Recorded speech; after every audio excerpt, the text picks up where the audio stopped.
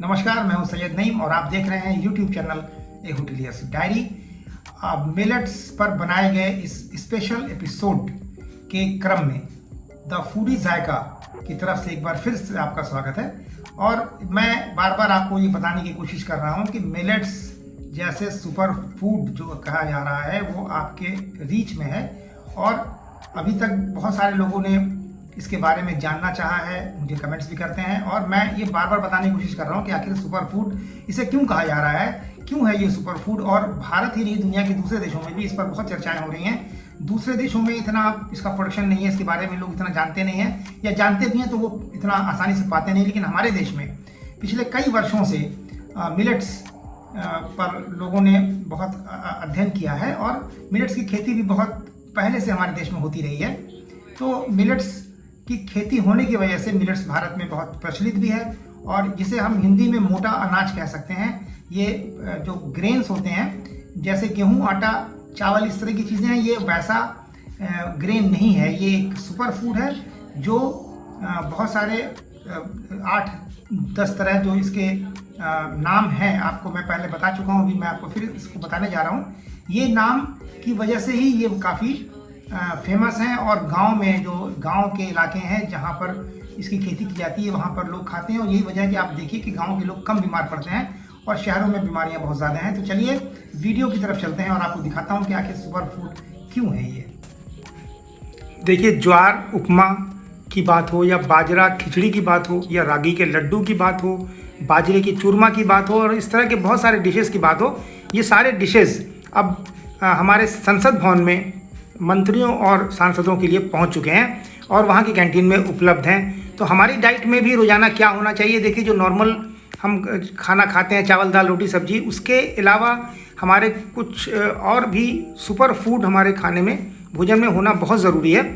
और नहीं होने पर देखिए इस तरह के बीमारियां, आदमी किस तरह से ओबेसिटी वगैरह का या और बीमारियों का गुलाम बन जाता है। देखिए ये ज्वार, बाजरा, जो सब रागी वगैरह आप देख रहे हैं, ये सभी चीज़ें सुपर फूड यानी मिलेट्स कही जाती हैं और इसकी नाम बहुत पहले से हमारे देश में गूंजते रहे हैं। ये आखिर क्या सिग्निफिकेंस है मिलेट्स का और ये मॉडर्न वर्ल्ड में क्या इसकी महत्ता है, ये आप देख सकते हैं। ये जो हमारे गांव के इलाके हैं वहाँ पर बहुत ही आसानी से उपलब्ध ये चीज़ें हो जाती हैं। जब हम सिंधु सभ्यता की बात करते हैं तो इतनी पुरानी है ये कि सिंधु सभ्यता में भी इसके प्रमाण मिले हैं। जो ग्रेन्स हैं या मिलेट्स की बात हम करते हैं तो इतनी पुरानी चीज़ है और इतने पुराने समय से हमारे देश में ये खाए जाते रहे हैं। स्वयं आदमी भी खाते थे और जानवरों को भी खिलाया जाता था पहले, जब इस तरह के ग्रेन्स की बहुत उपज हुआ करती थी। तो इस मिलेट्स को हम देखिए 2 श्रेणी में बांटते हैं। एक मेजर मिलेट्स कहे जाते हैं और एक माइनर मिलेट्स कहे जाते हैं, जो स्क्रीन पर आपके सामने है, और एक सूडो मिलेट्स कहे जाते हैं। 2 हैं जिसमें, और ये भी आपकी स्क्रीन पर अब आ चुका है। आप देख सकते हैं कि सूडो मिलेट्स जो है, बकव्हीट और अमरनाथ जो है, ये आपके सुपर फूड में बोले जाते हैं। तो मिलेट्स को सुपर फूड कहा जाता है, ये बार बार बातें ये की जा रही हैं क्योंकि इसमें बहुत ही high micro and macro nutrients होते हैं, ठीक है ना, ये सबसे बड़ी बात है।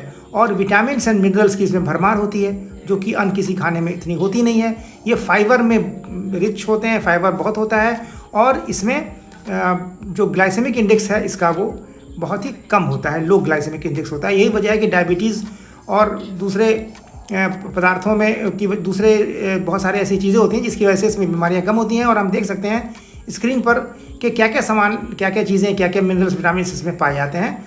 और अगर आप गहनता से या माइन्यूटली इसको देखें तो आपको समझ में आता है कि बहुत सारे ऐसे मिनरल्स, विटामिन्स, प्रोटीन्स वगैरह से पाए जाते हैं जो अन्य किसी ग्रेन्स में नहीं पाए जाते हैं। इसी वजह से इसे हम सुपर फूड इसको कहते हैं। और यही वजह है कि हमारे खेती करने के में जब इसको खेती की जाती है तो बहुत ही कम पानी में, बहुत ही कम खाद में इसको उगाया जा सकता है। यही वजह है कि किसी भी तरह के खेत में ये उग जाती थी पहले और किसानों के लिए पानी पर निर्भर रहना, ये सब चीज़ें नहीं ज़रूरी थी क्योंकि फर्टिलाइज़र्स वगैरह भी इसमें नहीं के बराबर डाले जाते हैं और इसमें कीड़े वगैरह भी नहीं पड़ते हैं। तो ये सारी ऐसी चीज़ें इसमें उपलब्ध हैं और ये बहुत ही सस्ती भी होती है और एक जो इन्वायरमेंट फ्रेंडली भी होती है। तो आप देख सकते हैं कि गांव वगैरह में जब ये उगाए जाते थे तो ये सबसे पहले मैं आपको बता दूं कि हमारे जब ग्रीन रिवोल्यूशन स्टार्ट हुआ 60 के दशक में, इसमें उस समय 40% करीब ये उपज होती थी इसकी।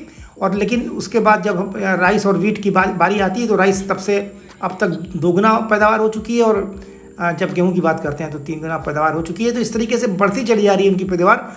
और लेकिन ये जो मिलेट्स की बात हम करते हैं ये इतना नहीं बढ़ पाया, क्योंकि वजह ये थी कि जो ग्रीन रिवोल्यूशन हुआ उसमें उनको तरजीह ज़्यादा दी गई जो चावल दाल रोटी सब्जी है। और देखिए आप देख सकते हैं कि बहुत सारी चीज़ें इससे बनाई जा सकती हैं मिलेट्स से। हम हर तरह की चीज़ें, चाहे डोसा की बात करें, इडली की बात करें, खीर की बात करें या किसी भी तरह की बात करें। देखिए फूड जब बात करते हैं तो लार्जेस्ट प्रोड्यूसर है मिलेट्स का हमारे देश में, हमारा देश पूरी दुनिया में। और 5 स्टेट ऐसे हैं जहाँ पर बहुत ज़्यादा टॉप 5 मिलेट्स प्रोड्यूसिंग स्टेट्स हैं जो आपके स्क्रीन पर सामने दिखाई पड़ रहे हैं।